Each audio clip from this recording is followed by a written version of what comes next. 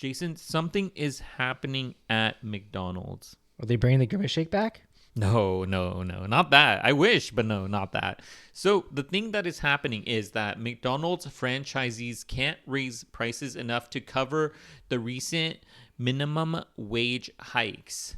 The thing is that an owner of 21 McDonald's franchises in California, Carrie Harper Howie, is naturally frustrated by the state's new wage laws, just not for the reasons you might expect. I wanted to know what. Yes, what do you mean? Like, I feel like you would expect them to be upset because, like, they have to, raise the prices, and that's gonna make people not go there. Yes, that's exactly the first thing that I thought of. Is it not that? No, apparently it's not that. But that was the first thing that came to mind, because as an owner, you would imagine that these new hikes would essentially start. You would have to pay your employees more, making the food cost more, and then eventually just becoming unprofitable. But that is not what is currently being said by this owner here.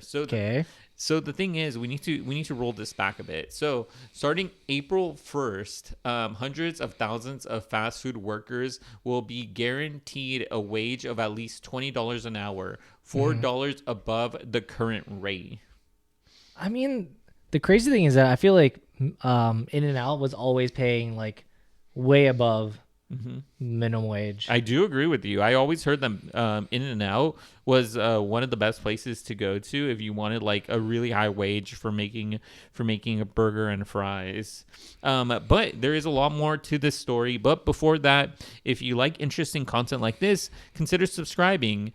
We put out interesting videos daily. We have a library of over 300 videos, and the thing is, subscribing is free. It doesn't cost anything, and it does really help out the channel. So consider subscribing.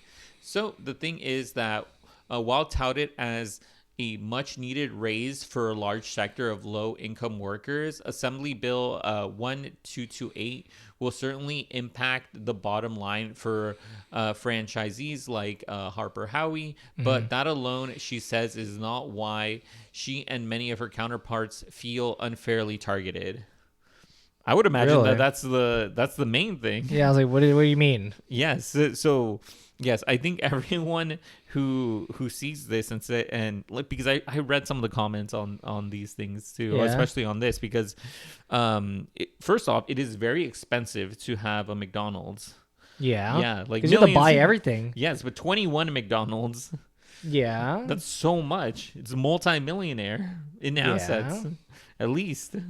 McDonald's. In McDonald's. How many McNuggets is that? McNuggets, and it generates millions of dollars a year. Yeah. So the thing is, what was mentioned, it said, as business owners are not opposed to minimum wage increases. Harper Howie recently told a news station one of our primary objectives or objections is that this wage increase only applies to us. Why isn't everyone getting an increase if fundamentally the current wage is not adequate for people to live? Who then are the customers that are going to be able to afford to pay for their food? That is true. One thing I guess we didn't really think about is like, like increase the wages for fast food, but like how about everybody else? That's true, yeah.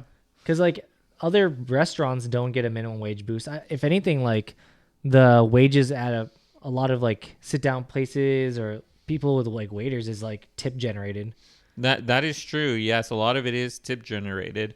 It got me thinking about this. We're not going to be talking about it in this specific story, but one of the interesting ones that was happening was Panera. Oh yeah, the bread. Yes, the bread. It's like, how much bread do I need to make in my business to not get affected by these wage hikes? Hey, I mean, burgers have 2 buns. Yes, they do have 2 buns. They start making the buns in house. I bet you it tastes better, and then it also decreases the wage. Everybody becomes bakeries. Everyone becomes Taco Bell bakery. Oh my god! Actually, though, you could. That would be tortillas in house. Actually, I didn't think about that. Damn, that would be that would go hard. I feel bad for the workers. Hopefully, this Yeah, you know what? It's hard. It's hard because the thing is, it's a much needed income for most of the people that are working there. Mm. But like with these types of things, prices do have to go up. Yeah. Yeah, the thing is that the bill, authored by Assembly Member Chris Halden, evolved during a battle over workers' rights and the legal liabilities of fast food franchisees. The negotiations led to an agreement between the Service Employees International Union and the California Restaurants Association that landed on the $20 rate. Mm. I do wonder though. You know what this could be though? Think about it this way. People in fast food, or businesses in fast food, have a hard time getting people to work there because like the wages are low. Or Yeah. they're typically minimum wage. However, now they're gonna have a wage that's higher than the California minimum wage. You know, so like if anything, why would you work other jobs when you could work fast food? Think That about is it this true. way. So it's like, it's a give and take where like why didn't you make all the prices higher? And it's like on the other hand, I feel like there was a labor crisis in terms of like finding people to work at fast food restaurants. So Yeah. now it's like, oh, it's more lucrative because it's a higher wage. You know, it makes me wonder too, because like you mentioned, it's like places like In and Out have always been paying like top dollar. Yeah. So it's not gonna affect like Oh, it already did. Because yeah. they have to like at In and Out, they have to go then increase their wages to be higher than the No, other ones. yeah. But the thing is, I think it's like overall it's overall a good thing because In and Out could operate at like $20, like paying their employees like $20 an hour. Yeah. But in these other places, I'm assuming are doing it like McDonald's. I'm pretty sure does really well, especially with the amount of sales they do.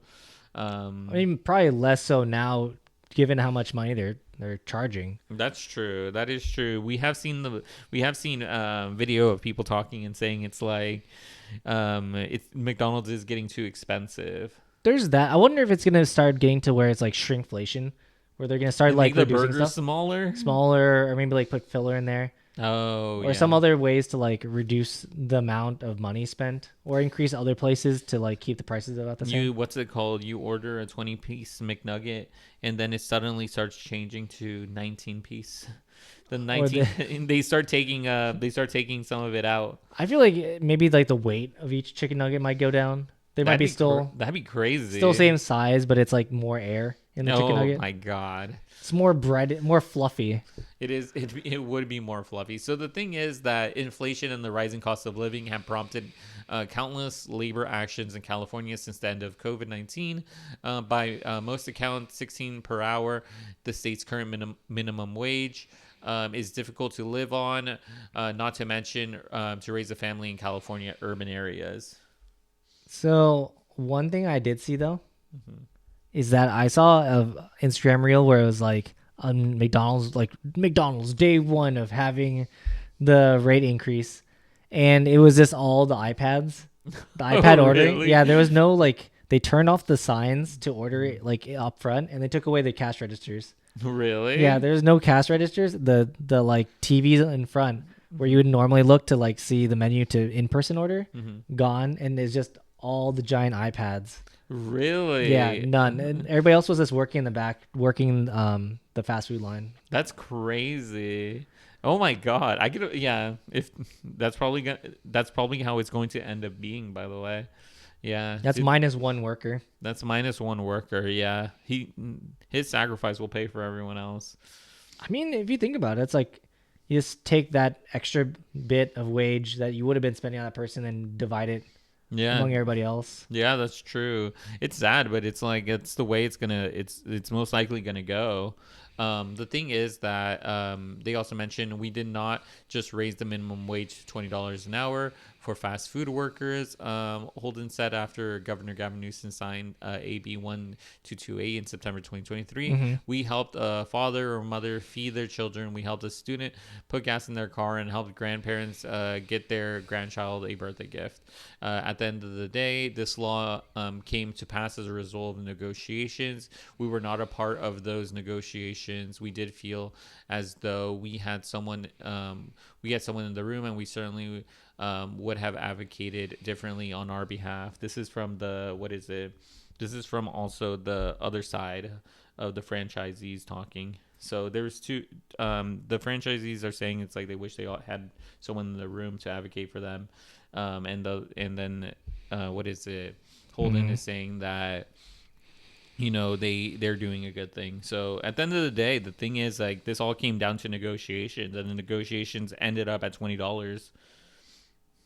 Yeah, I mean, I really do question how the work landscape is going to be, because now, like I was saying earlier, how the price of working at McDonald's is like, oh, you could work at McDonald's and get $20 an hour.